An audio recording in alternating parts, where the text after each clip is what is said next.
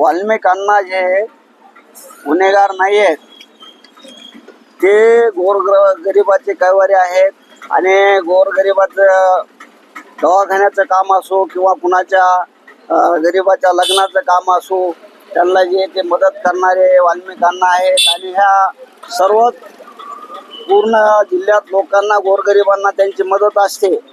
त्या मदतीमुळे त्यांचं नाव खूप मोठं झालेलं आहे आणि त्याच्यामुळं त्यांच्या नावाला रोखण्यासाठी किंवा त्यांना लगाम लावण्यासाठी मुद्दाम होऊन हे खोटे गुन्हे त्यांच्यावर दाखल करण्यात येत आहेत असे सर्व परळी शहरातून व तालुक्यातून चर्चा आहे। आपल्या राज्याचे लाडके मुख्यमंत्री देवेंद्र फडणवीस आणि आपल्या राज्याचे रोखठोक उपमुख्यमंत्री अजितदादा पवार यांनी या विषयावर आपल्या मीडियाशी माध्यमासोबत सगळ्यांसोबत बोललेले आहेत आणि घटनेचा सगळा तपासक्रम योग्य दिशेने चालू आहे।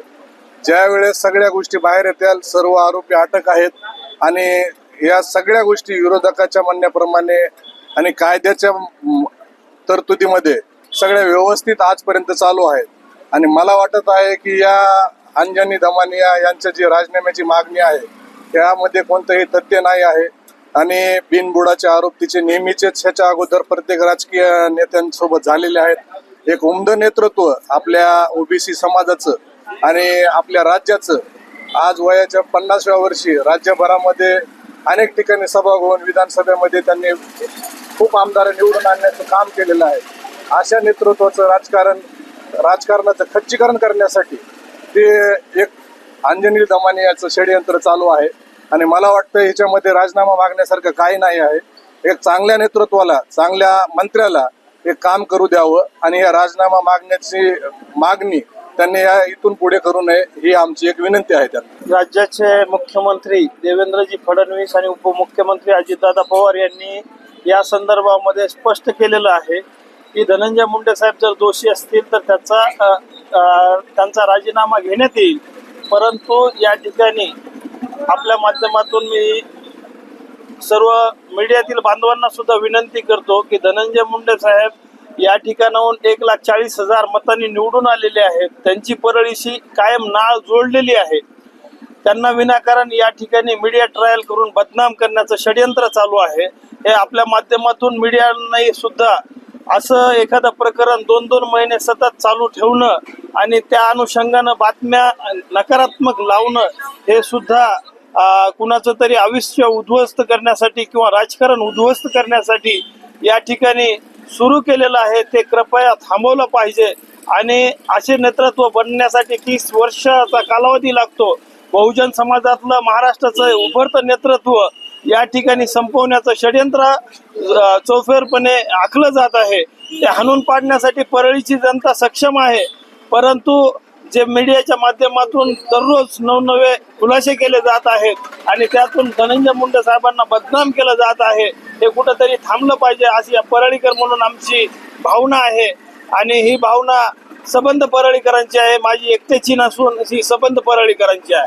वाल्मिकांना कराड यांच्यावर खोटे गुन्ह्याची नोंद झालेली आहे। परळी शहरात पूर्ण महाराष्ट्रामध्ये याची चर्चा चालू आहे की वाल्मिकांना कराडवर त्यांचं राजकीय प्रस्थ वाढत असल्यामुळं आमदार सुरेश धस यांनी मुद्दामून खोटे गुन्ह्याची नोंद करण्यात आलेली आहे। त्यांची तरी खोटे गुन्हे वापस घ्यावे अशी पूर्ण परळी शहराची मागणी आहे। अंजली दमानियाताई हा आमच्या परळी शहरातील आमचं उगवतं नेतृत्व महाराष्ट्रातील धनंजय मुंडे साहेब लाडके आमचे महाराष्ट्रातील जवळजवळ 1,40,000च्या लीडनं इथं परळीत आलेले मतदारसंघातून निवडून आलेले आहेत। पण ती दमानियाताई महाराष्ट्रातील फक्त बहुजन नेत्यावरच का बोलतात ताईला आमचा प्रश्न आहे। हा महाराष्ट्रात भरपूर अजून विषय भरपूर आहेत ना, गंभीर विषय आहेत, त्या विषयावर का ताई भांडत नाहीत? कोविडच्या मॅटरमध्ये सामाजिक क्षेत्रामध्ये का भांडत नाहीत? विद्यार्थ्यांच्या स्कॉलरशिप संदर्भात का भांडत नाहीत? घरकुल संदर्भात का भांडत नाहीत? शेतकऱ्याच्या संदर्भात का भांडत नाहीत ताई? फक्त येऊन जाऊन ओबीसी नेतृत्वच का? ह्याच्या अगोदर बी भुजबळ साहेबाबद्दल बोलतच राहिले, त्यांचा पिटारा पाडून त्यांना घरी बसवण्याचा प्रयत्न त्यानेच केलेला आहे। त्यांच्यानंतर महाराष्ट्रात इतर ओपनचे नेते आहेत ना, त्यांच्याबद्दल का बोलत नाहीत ते? धनंजय मुंडे साहेबाबद्दल आणि ह्याच्या अगोदर भुजबळाबद्दल असे गंभीर आरोप करून आणि मीडियाला बी इतका कसा काय वेळ भेटतं आहे? ह्या 2 मुद्द्यावर बोलण्यासाठी? इतर बी भरपूर प्रश्न आहेत ना महाराष्ट्रामध्ये. विद्यार्थ्यांचा प्रश्न आहे, शेतकऱ्यांचा प्रश्न आहे, महागाईचा प्रश्न आहे. पण हे 2 बहुजन नेतृत्वाच्या महाग का लागली ताई आमच्या एवढं? नाव म्हणजे दमनीताई का महाग लागल्यात? माझं नाव का महेंद्र रोडे आहे. सामाजिक कार्यकर्ता म्हणजे धनंजय मुंडे आणि खट्टर समर्थक आहेत.